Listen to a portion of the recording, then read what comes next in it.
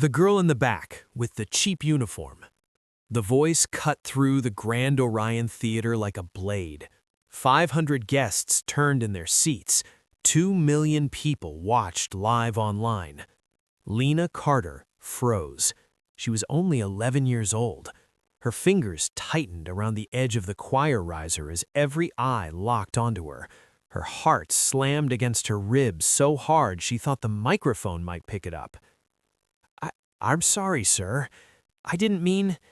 Save it. Victor Hale, the world-famous singer, grabbed her shoulder and pulled her into the blinding spotlight. Let's see if you can actually sing, he said with a smile that never reached his eyes, or if you're just taking up space. Laughter rippled through parts of the audience. Victor snapped his fingers at the band. Higher ground. Give her the high section. The impossible note, the one that made him millions. He leaned close to Lena, turned his microphone off, but left hers on. Fail quietly, kid. The audience held its breath. What happened next wouldn't just humiliate him. It would destroy everything he built on lies. 4 hours earlier, Lena had stood in that same theater, clutching her choir folder, her stomach tied in knots. She lived in south-central Los Angeles with her mother and 2 younger brothers in a small 2-bedroom apartment where the heater only worked in one room. Her mother, Angela Carter, was a night shift nurse at County General, sleeping during the day, surviving on stolen 3-hour naps while Lena cooked boxed mac and cheese and helped her brothers with homework. Money was always the same conversation. Can we afford it? Not this month. Maybe next year. Lena had been singing since she was 5. Every Sunday, she stood in the second row of New Hope Baptist Church, her feet barely touching the floor, her voice soaring higher than anyone else's. By 7, the choir director, Mrs. Evelyn Brooks, pulled Angela aside after service. "Your daughter has perfect pitch," she said softly. "1 in 10,000 people can do what she does." Angela smiled, proud, exhausted. "What do we do with that?" "Proper training," Mrs. Brooks replied. Then she paused. "Which costs money we don't have." So Lena sang wherever she could, at church, at Ridgeway Elementary, where the music budget had been cut for 3 straight years, at night in her bedroom, whisper singing along to YouTube vocal exercises on her mother's old phone. Her range was unusual, D3 all the way to G6, touching whistle notes that sounded like glass chimes. She didn't know it was rare, she just knew it felt right. The invitation. When the letter arrived saying Ridgeway Elementary had been selected to perform at Victor Hale's charity gala, the school exploded with excitement. 20 choir students, a real stage, television cameras. Lena's mother bought a white blouse from a discount store, keeping the tag on until the morning of the event, just in case it needed to be returned. Victor Hale was famous for these galas, one every year, a different city, photos with saved children, headlines calling him generous. 4 platinum albums, 2 Grammys, endorsements with Nike and Pepsi, and at the center of it all, his legendary note. That C6 whistle tone at the end of Higher Ground, the note no one else could hit. The sound check. That afternoon, while the choir waited backstage, Lena drifted closer to the wings. She just wanted to see the stage. That's when she heard something wrong. Victor began rehearsing Higher Ground. His voice was smooth, trained, expensive. But when he reached for the famous note, his voice broke. It cracked around A5, 2 full steps too low. "Again," Victor snapped.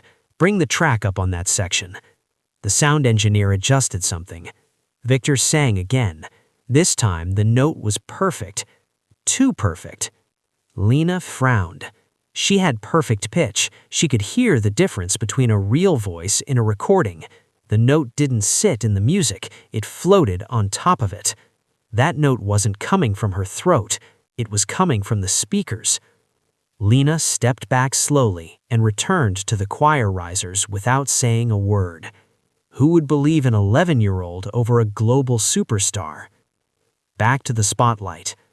Now, under the blinding lights, Victor's hand still digging into her shoulder, Lena understood something terrifying. He knew she had heard him.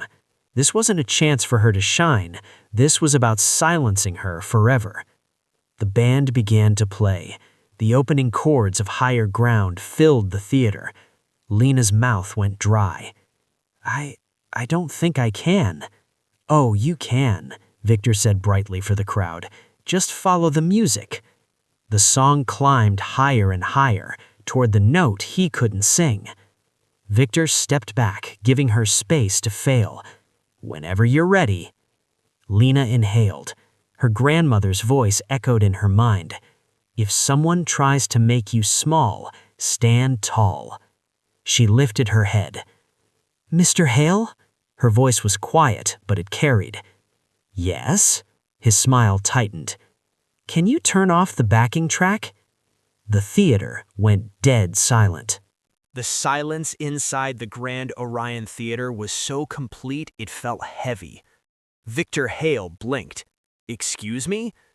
The backing track, Lena Carter repeated, her hands shaking but her voice steady. Can you turn it off? I want to sing it for real. A confused murmur rolled through the audience like distant thunder. Victor laughed softly, the sound sharp and forced. Sweetheart, the backing track is part of the arrangement. But you sang it without the track at soundcheck, Lena said. That stopped him. His jaw tightened. Soundcheck is different from performance. Then can you sing it first? She asked. Show me how, without the track. The question hung in the air. Cameras zoomed in. 500 people leaned forward. 2 million viewers held their breath. Victor stared at her like she'd slapped him. You want me to audition for you? No, sir, Lena said quietly. I just want to hear how you do it. 3 seconds passed.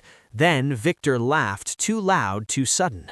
Of course I can hit the note. I've been hitting it for 15 years. Then show me. A ripple of gasps moved through the crowd. Victor's face flushed red. He turned sharply to the sound booth. Kill the backing track. All of it. The sound engineer hesitated. I said, do it. The engineer pressed a button. The music thinned, bare, exposed. Victor lifted his microphone. The lie without its mask. He started strong. His voice filled the theater. Polished, confident, practiced. Years of training carried him through the verse effortlessly. The audience relaxed. Maybe the girl was wrong. Then came the climb. Victor's neck tensed. His shoulders rose. Sweat gathered at his hairline. Then he reached for the note, the C6. His voice cracked violently, splintering around A-sharp 5. He stopped, coughed, laughed awkwardly. Sorry, folks, dry throat. That's why we protect the voice with tracks during long shows. But the damage was done. You didn't hit it, Lena said softly. Victor turned to her, smile gone. My voice is tired. But on your album, you hit that note 27 times, Lena replied. I counted. A wave of whispers spread. And in every live video online, you hit it perfectly, every single time. Phones came out. Victor's voice hardened. What are you trying to say? I have perfect pitch, Lena said. The note on your album is 1046.5 hertz. That's C6. What you just sang was 932 hertz. That's A-sharp 5. Someone whispered, Is she right? Victor stepped closer. Listen, little girl. And the voice on the album, Lena went on, unstoppable now, isn't yours. It's a woman's voice. The theater erupted in whispers. I checked the album credits, she said. It lists Naomi Brooks, additional vocals. Victor grabbed her arm, hard enough to control. Stop talking. Why? Lena asked. Her fear was gone. Because I'm telling the truth. She turned toward the audience, toward the cameras. That note isn't his. He's been lip-syncing it for 15 years. The man who finally spoke. Actually, a voice called from the wings, she's right. Everyone turned. The sound engineer stepped into the light, pale but resolute. I've worked for Victor Hale for 5 years. I've played that backing track every show. He's never sung that note live, not once. The theater went completely still. Victor released Lena's arm as if burned. "You're fired," he hissed. "I know, but she's 11 years old and braver than I've been for 5 years." The crowd exploded. "Sing it!" someone shouted. "Prove her wrong!" Victor spun toward Lena, something ugly twisting in his eyes. "You think you're so smart?" he snapped. "You sing it, right now. No warm-up, no second chances." Lena's hands trembled. This was it. Either she proved the truth or disappeared under it. From the choir section, Mrs. Brooks stood up. "You can do this, baby. Sing like you do at church." Lena closed her eyes. She breathed, felt the air fill her lungs, felt every lesson settle into her bones. She nodded to the band. The note that changed everything. The music began again. Lena started softly, low, controlled, honest. The audience watched politely. Good, but not extraordinary. Then the climb came. Her voice opened. No strain, no fear. Something shifted in the room. This wasn't performance. This was truth. She reached the bridge. People sat up straighter. Then she hit the C6. Clean, pure, effortless. She held it. 4 seconds. Crystal clear. Impossible. Gasps echoed through the theater. But Lena wasn't finished. She went higher. Notes Victor's track had never dared touch. Then she descended, smooth, seamless, perfect. When the final note faded, no one moved. Then the theater erupted, 500 people on their feet, screaming, crying, applauding, phones everywhere. Within 30 seconds, the clip went viral. Within 1 minute, Lena Carter was trending worldwide.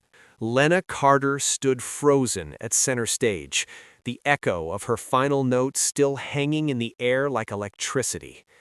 She couldn't tell if she was shaking from fear or adrenaline. Victor Hale looked like a man who had just watched his life collapse in real time. His face had gone gray. In the front row, Diana Moore, a legendary R&B singer with a career spanning 4 decades, slowly stood to her feet. Tears streamed down her face as she began to clap. "That," Diana said, her voice breaking, "is the greatest thing I've ever heard from an 11-year-old in my entire career." The applause doubled.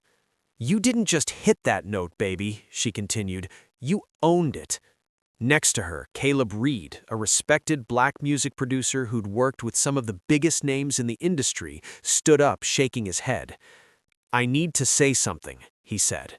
The theater quieted. "I've been in this industry for 30 years. What we just witnessed was an 11-year-old child singing a note the man who made it famous cannot actually sing." The weight of his words settled heavily. Caleb turned to the audience. "I mixed that album. I was there, and she's right. That voice on the record isn't Victor's." Gasps filled the room. "It belongs to Naomi Brooks, a session singer from Atlanta. She was paid $2,000 and forced to sign an NDA." Victor opened his mouth. Nothing came out. "I stayed quiet," Caleb continued, his voice trembling with anger, "because that's what this industry trains you to do. Protect the star, protect the money. But I'm done protecting lies." The crowd erupted. Cameras abandoned fixed positions. Journalists typed furiously. Social media exploded. Victor finally found his voice. "This is insane," he shouted. "You're going to destroy my career over a backing track? Everyone uses them." "But they don't lie about it," Diana shot back. "They don't sell live performances and lip sync. That's fraud." Victor spun toward Lena. For a split second, she saw it. Not arrogance, fear. "You're going to regret this," he said quietly, just loud enough for her microphone to catch. "You and your little school. I'll make sure you never work in this industry." The threat echoed through the theater. Lena swallowed. "I'm 11, she said calmly. "I don't work in the industry. I just sing because I love it." She paused. "And you can't take that away from me." Then, softer but sharper, "But maybe someone should take it away from you." A slow clap started, then another. Soon the entire theater was applauding, not for Victor Hale, but for a child who refused to lie. Victor looked around at the cameras, at the faces that no longer admired him. Then he turned and walked off stage. The moment he disappeared, chaos erupted. The fallout begins. Check your phone, he's trending. Wikipedia pages were edited, sponsors released reviewing relationship statements, music blogs published breaking headlines. Backstage, Lena sat on a metal folding chair, Mrs. Brooks's arm wrapped tightly around her shoulders. Adults argued in whispers, event organizers panicked, lawyers appeared out of nowhere. Her phone buzzed. Mama calling. Her mother's voice cracked through the speaker. "Baby, what happened?" I told the truth," Lena whispered. Angela wanted to leave the hospital, but couldn't afford to lose her shift. "I'm okay," Lena lied softly. "Mrs. Brooks is here."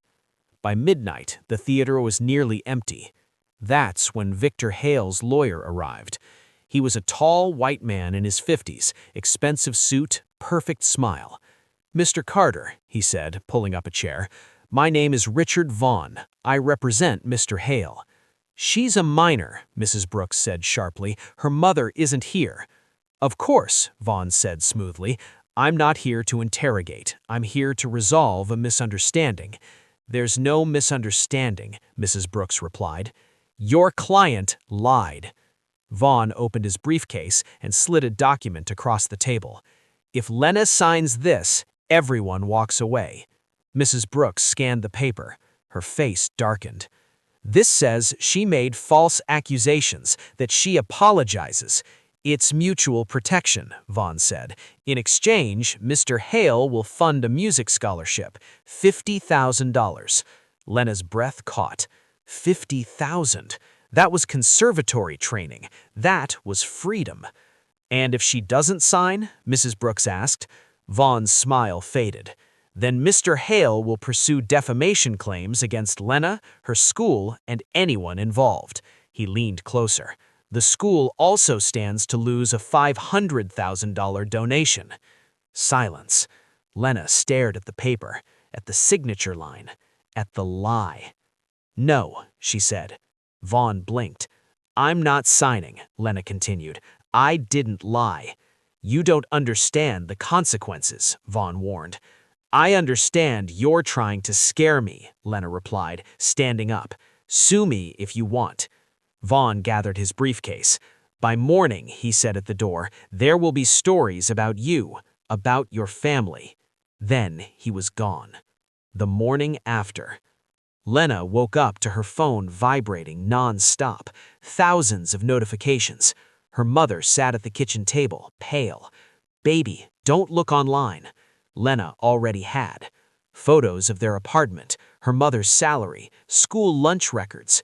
She's desperate for attention. This is about money. These people should know their place. Threats, slurs, unknown numbers. Then, at 7:15 a.m., everything changed. A woman appeared on screen. "My name is Naomi Brooks, and I'm the voice Victor Hale has been selling as his own for 15 years. She held up contracts, proof. "I'm done staying silent while a child is attacked for telling the truth." Within hours, more singers came forward. The lie collapsed. But Victor wasn't done. By afternoon, a $10 million lawsuit was filed. Against Lena, against Naomi, against the school. The war had officially begun. The lawsuit arrived by hand. 300 pages. $10 million. Lena Carter's mother stared at the envelope like it was a weapon. "We don't have money for a lawyer," Angela whispered. "We don't even have money for groceries this week." That was the point.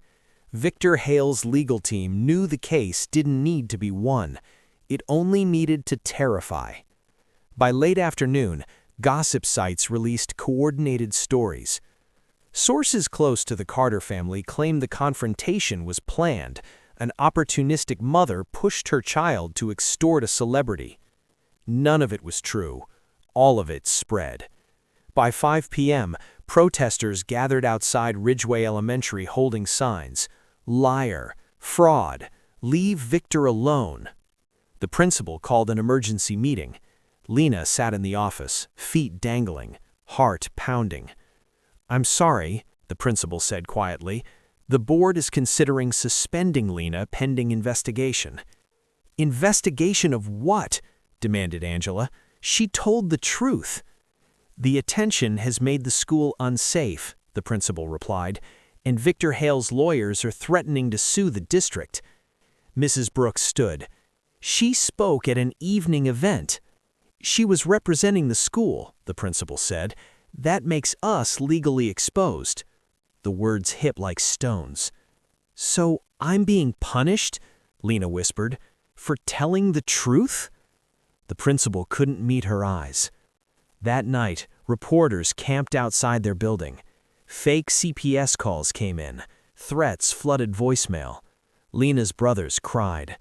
Angela sat on the edge of Lena's bed, exhausted. "Baby," she asked softly, "if you could take it back, would you?" Lena thought of the scholarship she refused, the lies online, the fear. "No," she said, "I wouldn't." Angela nodded through tears. "Then we fight." Help arrives. At 7 a.m., there was a knock. A woman in her 40s stood outside, briefcase in hand. "My name is Marissa Cole," she said. "I'm an entertainment attorney." Angela stiffened. "I represent Naomi Brooks, and when we heard Victor Hale sued an 11-year-old child, we volunteered." "Pro bono," she added. Within an hour, their kitchen table was covered in legal pads. "This lawsuit is intimidation," Marissa said bluntly. "Truth is a defense, and we have proof." Another knock. Caleb Reed arrived, exhausted but determined. "This isn't just about Lena anymore. Artists are watching." Another knock. A journalist from 60 Minutes. "I want the full story, the contracts, the silence, the pattern." By noon, the tide was turning. Major outlets published exposés. Session singers came forward with evidence. The narrative flipped. That evening, Ridgeway Elementary announced it would refuse Victor's donation and publicly support Lena. A GoFundMe appeared, not from her family, from the community. The goal was $50,000. It passed $300,000 in 6 hours. Lena read messages from strangers. "You gave me courage.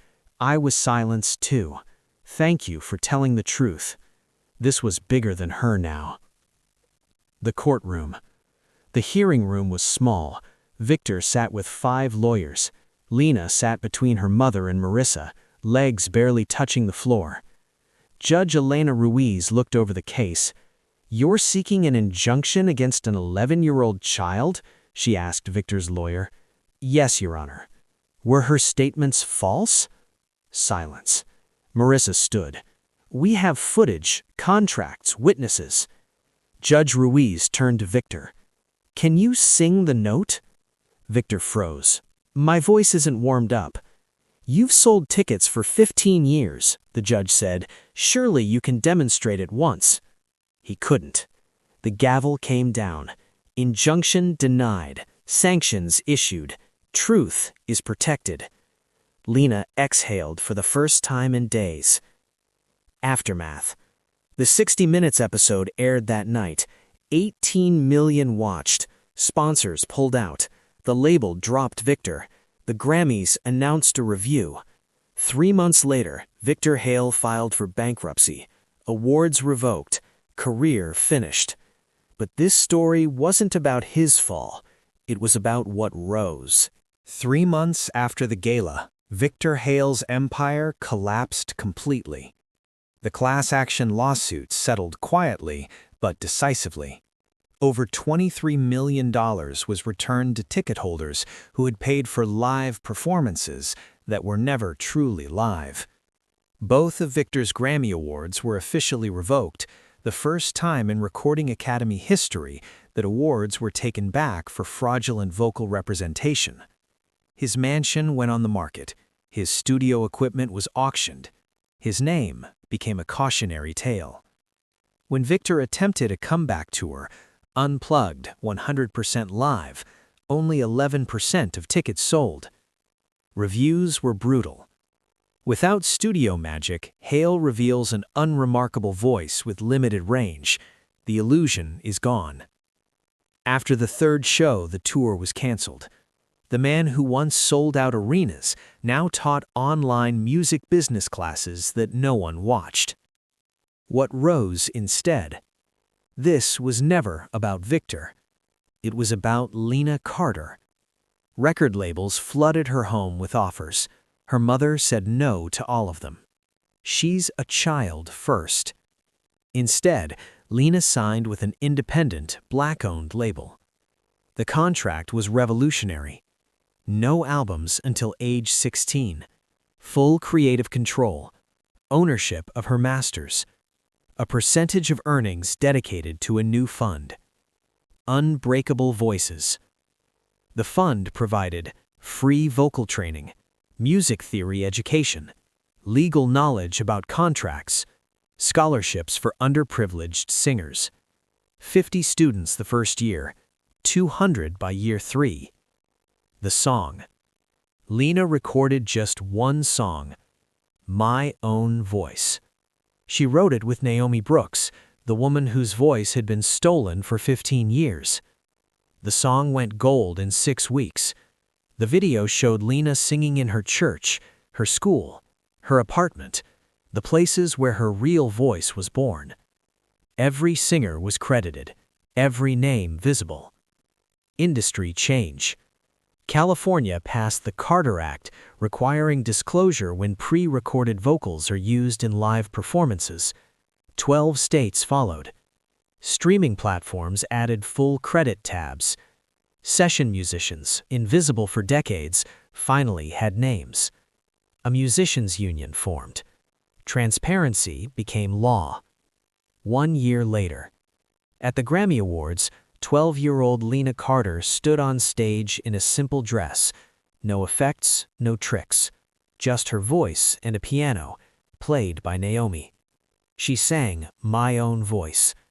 When she reached the final note, a clear, honest C6, the entire arena rose. Not because it was impossible, because it was true. The last note. 18 months after being dragged onto a stage and told to fail quietly, Lena Carter was 13. She still shared a room with her brothers, still took the bus, still sang at church. But everything had changed. Session singers were seen. Artists were protected. Truth mattered again. Victor thought he could silence a child with money and fear. He learned what every bully learns. You cannot silence someone who knows their voice matters. And somewhere, a kid is singing louder today because Lena refused to be quiet.